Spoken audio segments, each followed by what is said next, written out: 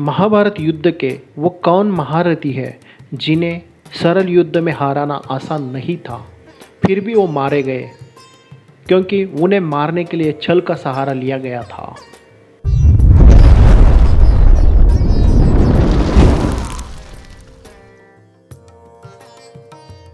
नमस्कार दोस्तों, स्वागत है फिर एक बार द एशियंट वर्ल्ड में। आशा करते हैं आप और आपका परिवार कुशल होगा।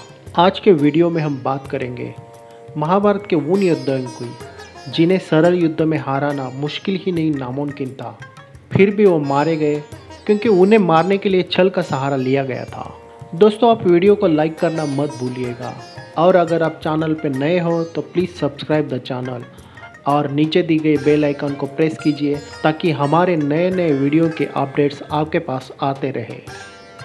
दोस्तों, कुरुक्षेत्र का मैदान, जहां करोड़ों योद्धा ने धर्म और अधर्म के नाम पर युद्ध में भाग लिया और अपनी जान गंवा दी, इस महायुद्ध को महाभारत के नाम से जाना जाता है।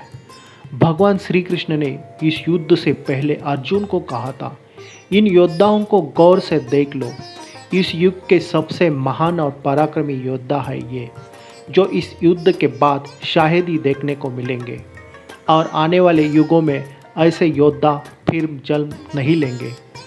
भगवान श्री कृष्ण की इस बात से महाभारत की महायुद्ध की भयानकता का अंदाज लगाया जा सकता है। इस युद्ध को हुए हजारों साल बीत गए, लेकिन कहते हैं कि आज भी कुरुक्षेत्र की जमीन योद्धाओं को लहू पीकर लाल है। धर्म और अधर्म के इस युद्ध में धर्म की जीत के लिए कई महायोद्धाओं को छलपूर्वक और कईयों को युद्ध के नियम के विरुद्ध जाकर मार डाला गया, क्योंकि युद्ध का एक ही नियम होता है, जीत, और इसके लिए सारे नियम और लोकाचार भुला दिए जाते हैं। आइए बात करते हैं उन योद्धाओं की जिन्हें छल के साथ मार दिया गया। नंबर 1, भीष्म।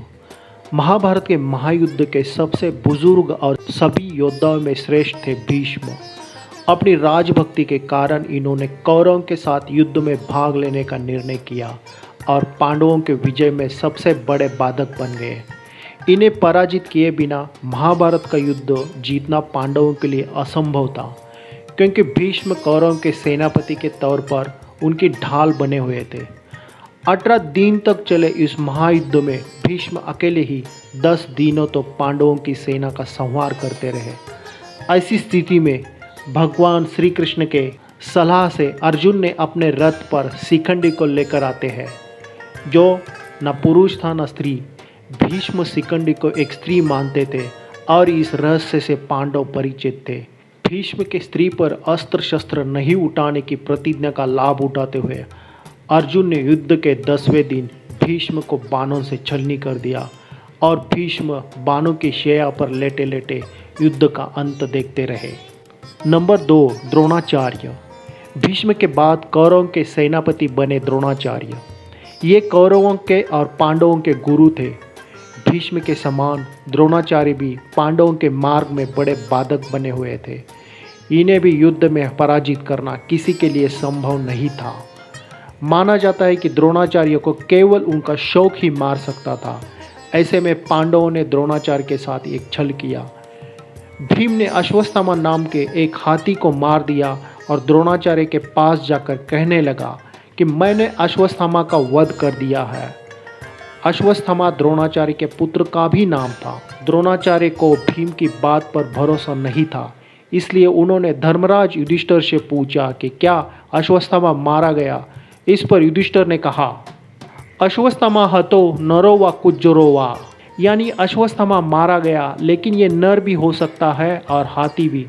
जब युधिष्ठिर ये कह रहे थे, उस टाइम भगवान श्री कृष्ण ने शंखनाद कर दी, जिससे द्रोणाचार्य युधिष्ठिर की बात को ठीक से सुन नहीं पाए और शोकाकुल होकर अपने अस्त्र शस्त्र त्याग कर जाकर युद्धभूमि में बैठ गए। मौके का फायदा उठाकर द्रौपदी के भाई धृष्टद्युम्न ने द्रोणाचार्य का सर धड़ से अलग कर दिया था। नंबर 3, जयद्रथ। दुर्योधन के जीजा जयद्रथ के कारण अर्जुन के पुत्र अभिमन्यु का वध कौरवों ने मिलकर किया था। इससे क्रोधित होकर अर्जुन ने प्रतिज्ञा ले ली कि अगले दिन युद्ध में सूर्यास्त तक वह जयद्रथ का वध कर देंगे, नहीं तो खुद को अग्नि के हवाले कर देंगे। कौरवों की पूरी सेना उस दिन जयद्रथ की सुरक्षा में लगी हुई थी। ऐसे में अर्जुन के लिए जयद्रथ का वध कर पाना असंभव ही हो गया। ऐसी स्थिति में श्री कृष्ण ने एक चाल चली। उन्होंने अपनी माया से सूर्य को ढक दिया, जिससे अंधेरा छा गया। जयद्रथ ने यही समझा कि शाम हो चुकी है और वो अर्जुन के सामने खुद ही आ गया। श्री कृष्ण तो यही चाहते थे। इन्होंने अर्जुन से कहा कि अपना धनुष उठाओ और जयद्रथ का वध कर दो, क्योंकि अभी सूर्यास्त नहीं हुआ है। कृष्ण के इतना कहते ही सूर्यदेव फिर से प्रकट हो गए।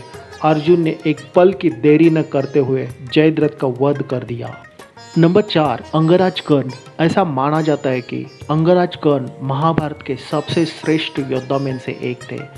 ऐसे में अंगराज कर्ण को सीधे युद्ध में पराजित करना अर्जुन के वश की बात नहीं थी। ऐसे में युद्ध करते समय कर्ण के रथ का पहिया जमीन में धंस गया और कर्ण अपने रथ का पहिया निकालने लगे। तब भगवान श्री कृष्ण ने अर्जुन से कहा कि यही मौका है जब तुम अंगराज कर्ण का वध कर सकते हो। श्री कृष्ण ने कहा कि मुझे पता है कि अंगराज कर्ण जैसे योद्धा केवल छल से ही मारे जा सकते हैं। इसी में मौका देखकर अर्जुन ने अंगराज कर्ण का वध कर दिया था। नंबर 5, दुर्योधन। महाभारत युद्ध के अंतिम योद्धा दुर्योधन का वध भी पांडवों ने छलपूर्वक ही किया था। महाभारत युद्ध के अंतिम दिन भीम और दुर्योधन का गदा युद्ध हुआ। इस युद्ध में गदा का प्रहार कमर के ऊपर ही करने का नियम था, लेकिन भीम ने श्री कृष्ण के संकेत पर दुर्योधन के कमर के नीचे वार करना शुरू किया और इस तरह पांडवों ने दुर्योधन का वध भी छलपूर्वक ही किया था।